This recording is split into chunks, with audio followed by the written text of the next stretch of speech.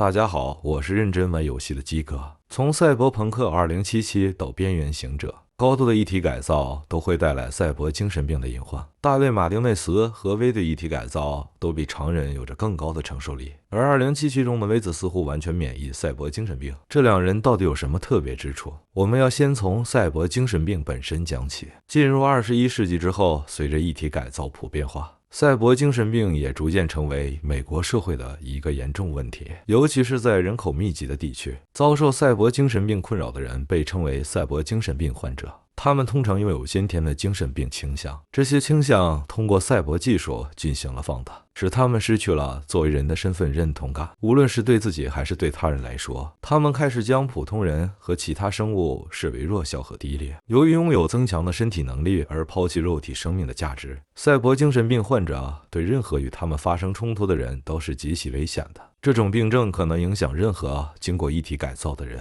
但一个人越缺乏同理心或心理稳定性，就越容易受到这种病症的影响。最简单的例子就是亚当重锤和漩涡帮的成员。有数据表明，漩涡帮的成员有30%是赛博精神病患者，剩下的成员则有走在崩溃的边缘。随着病情的加剧，患者通常会表现出同理心的缺失、社交障碍、易怒和攻击性，以及幻觉和妄想，同时对植入体有着严重的不良反应。他们通常会对给一般人带来愉悦的事情逐渐失去兴趣，比如吃饭、娱乐或者性等等。赛博精神病的诱因是累积性的，一只单独的一体手臂不太可能导致患病，但如果更换所有四肢或者更高的改造比例，可能成为引发这一病症的催化剂。但一体并不是导致赛博精神病的直接原因。根据桌游原作者庞德·史密斯的定义，赛博精神病是一种部分依赖于个体内在易感性的心理障碍。易感性可以比喻为就像某些人天生的免疫系统较弱，容易感染细菌或病毒一样。固有易感性指的是个体在心理、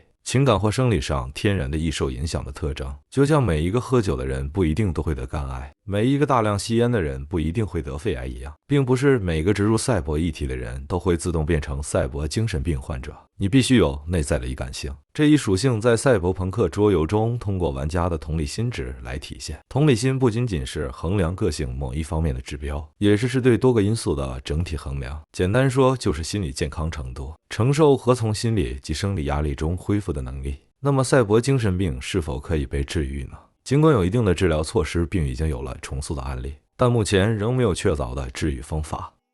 还记得2013年的第一支赛博朋克2077的预告片吗？片中疑似赛博精神病的女性，我们可以在夜之城再次遇见她。2077年1月10日，暴恐机动队接到任务，一名女性赛博精神病患者在市中心杀害了14名无辜市民，重伤4名。暴恐机动队抵达现场后，成功逮捕该名女性。这一次，患者没有被就地处决，而是被送往治疗。该女性名为梅丽莎·罗莉。据称，梅丽莎患病的诱因为其植入了螳螂刀所致。该产品型号为日暮2013，虽然被认为质量上乘，但存在一个缺陷，但该一体与神经处理器和大脑前额皮层的连接有问题。由于这个缺陷，日暮2013系列在2069年被迫停产。梅丽莎并没有被击毙，而是被带到了叶城警察部门的实验室进行治疗和重塑。至于梅丽莎有何特别之处，不得而知。最终，梅丽莎被成功重塑，并加入了暴恐机动队。这是历史第二个赛博精神病被暴恐收编的例子。之后，梅丽莎没有使用桶装的荒版螳螂刀，而是继续使用日暮2013型螳螂刀，以时刻提醒她自己的那段经历。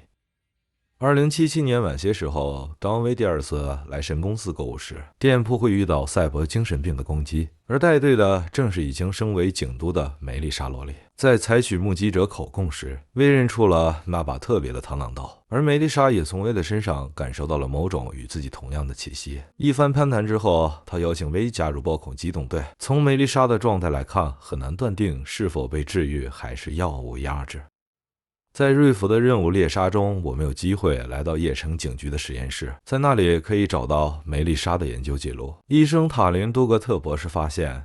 他有反复表现出反社会行为的情况，并建议采用有限的环境刺激和增加神经安定剂的剂量进行治疗，并称这种情况实际也存在于大部分暴恐机动队的其他成员身上。这份研究是否说明了暴恐机动队实际上一直在吸纳赛博疯子？实际数量可能有很多。电脑中还提到了使用超梦来治疗赛博精神病有着不错的效果。历史上第一起被质疑的案例则发生在60年前，一名叫做阿瑞斯的赛博精神病患者在一场枪战中被活捉，枪战造成了超过30名警察和平民丧生。作为一名前士兵和雇佣兵的阿瑞斯被警局看中，叶之城当局在经过长期而艰难的人格重塑后，将他纳入了当时的赛博压制单位。此时的暴恐机动队还没有统一的名称，尽管警方和公众对此进行了强烈抗议。不久之后，阿瑞斯仍然被任命为该单位的负责人，而随着他出色的战术和行动能力慢慢赢得了公众的赞誉，他的面孔几乎每晚都会出现在城市的新闻媒体上。阿瑞斯成为了历史上第一个被成功重塑并加入暴恐机动队的人。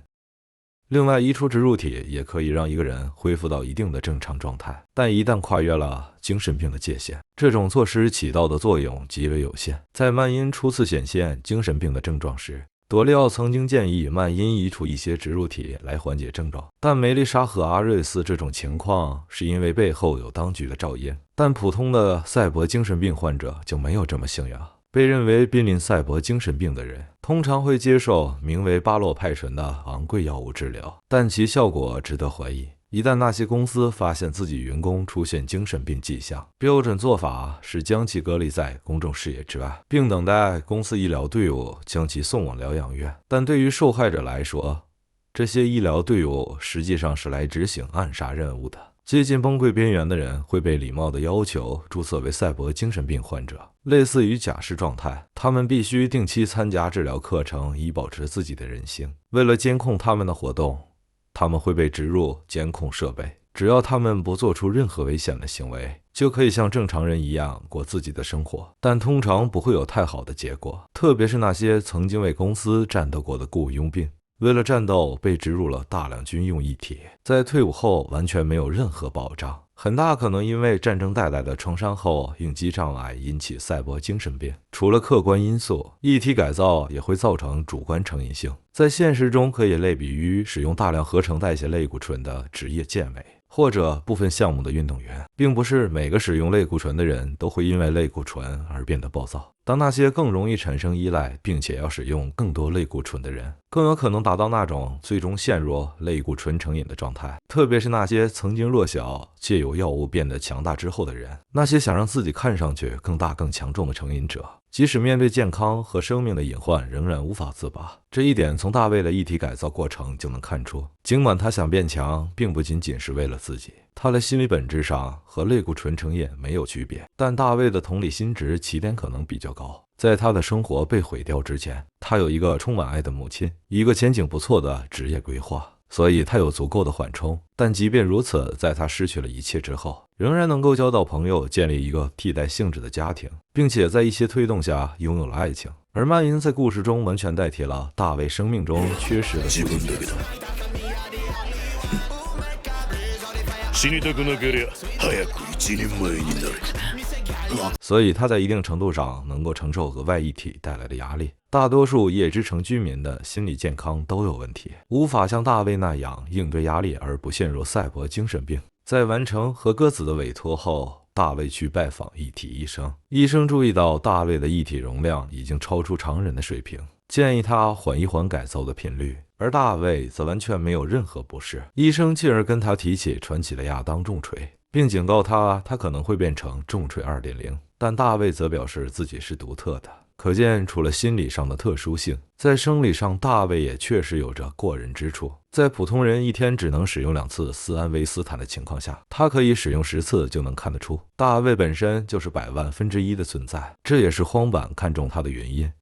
在失去母亲的时候，大卫只有17岁，母亲给他创造最好的条件在荒坂学院学习，但他对此的态度像极了大多数这个年纪的孩子，并不理解这样做的目的，仅仅是不甘被揍就安装了军用级别的斯安维斯坦，尝到了这种强大的甜头。这一切又阴差阳错的让他有了另一个家庭甚至爱人，为了保护这个刀口舔血动不动就死给你看的新家庭。大卫对力量的渴望达到了极致，这一点在曼因死后更加强烈。大卫的内心仍然是个孩子，所以他才需要借助强大的异体给予自己和团队足够的安全感。从第一次面对暴恐机动队的恐惧，到荒坂塔前的路上轻松面对3队暴恐机动队，这变强带来的满足让他在异体改造这条路上越走越远。但鉴于大卫本身的天赋和条件，并且露西在最后一刻唤醒了他，如果不是亚当重锤的出现，他也许可以活下来。看到这里，我想重锤又得死几个来回了。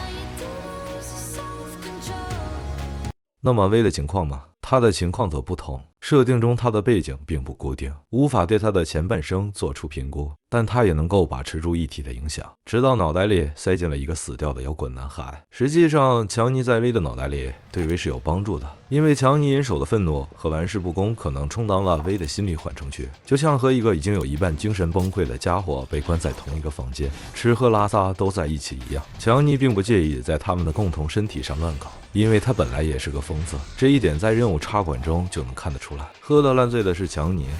但吐一地的则是 V。实际上，在设定中，银手已经被定义为赛博精神病。在失去手臂安装那只银手之后，他就曾把自己的荒唐行为归咎于那只手。强尼在 V 的脑袋里为他分担了很多的心理压力，二人实际上在互相影响着。强尼利用自己的经验，经常性的提醒着 V， 给予一些选择上的建议，尽管并不总是对的。而 V 在慢慢影响着强尼，这一点从强尼苏醒初期的狂躁和叛逆，到后来逐渐的变得稳重，甚至平和，都能看得出来。尽管我们也说不清是受到 V 的性格影响，还是他变得更加成熟，但两人的意识确实是在逐渐变成一个人。个人其实非常喜欢高塔结局，两人最后在浮空车上的对话标志着和解，这种和解即使两人之间的，也是跟自己的和解。最后成为凡人的V代价就是舍弃曾经的强大，继续活下去。大卫没有放弃这种强大的机会或者条件，在赛博朋克的世界观中，他必定是个英雄式的悲剧，而失去强尼 V 将无法驾驭高度一体化的身体，等待他的必定是毁灭。指数正在上升，患者情绪激动。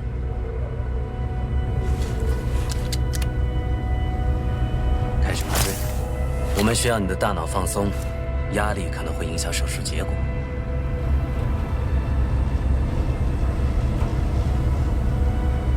时候差不多了，孩子。我想也是。答应我一件事吧，好吗？我答应，不管是什么，我都答应。以后别老钻牛角尖。有些时候，有些事该放就放，不要为了任何人改变你自己，好吗？Johnny， 晚安 ，Valerie。今天是个好日子。强尼最后的提醒不仅仅是给 V 这个朋友的，也是给予现实中的我们的。有些事该放就放，不要钻牛角尖，不要为任何人改变自己。愿这句话同样能够时刻提醒屏幕前的你过好这一生。如果你喜欢我的视频，记得给个3连以示鼓励。